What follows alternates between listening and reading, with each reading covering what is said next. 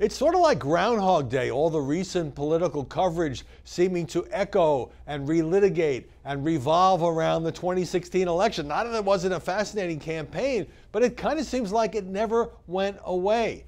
On the one hand, you have Donald Trump pretty regularly talking about Hillary Clinton. Obviously, she was a great foil for him in the campaign, and he doesn't want to let that go, but lately getting a lot of flack for repeatedly urging publicly the Justice Department to investigate the woman he calls Crooked Hillary.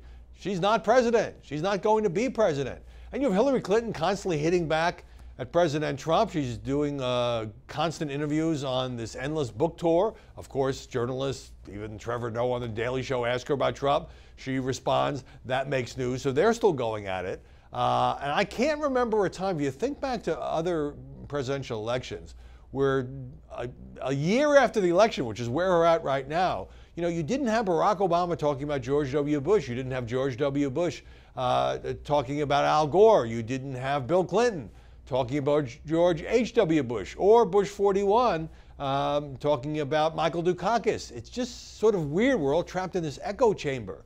I mean, I know it was a cataclysmic election the Democrats expected to win. And now the latest wrinkle, of course, is Donna Brazile's book. She's the former interim DNC director, and it's kind of a scorched earth book in which she trashes everybody. She goes after the Clinton camp and Hillary Clinton, saying that they tilted the playing field against Bernie Sanders by essentially taking over day-to-day operations of the DNC.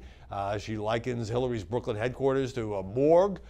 She goes after people by name. Robbie Mook, the former campaign manager. She calls Jennifer Palmieri, the former communications director, the B word.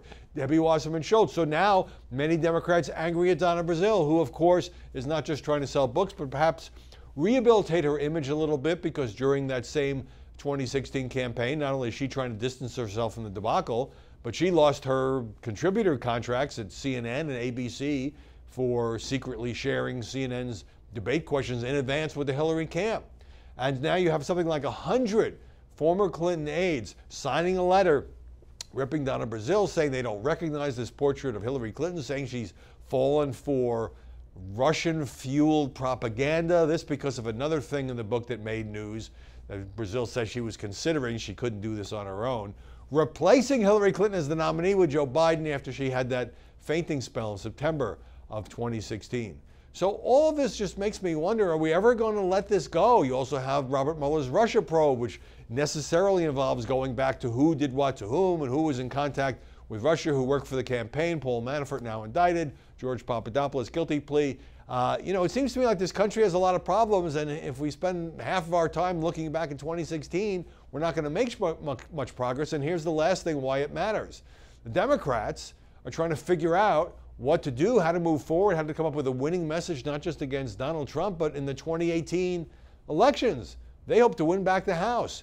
If they're still arguing and debating and having a circular firing squad over the Hillary campaign, they're going to have a hard time figuring out how to do that. Maybe it's time we just concentrate on 2017.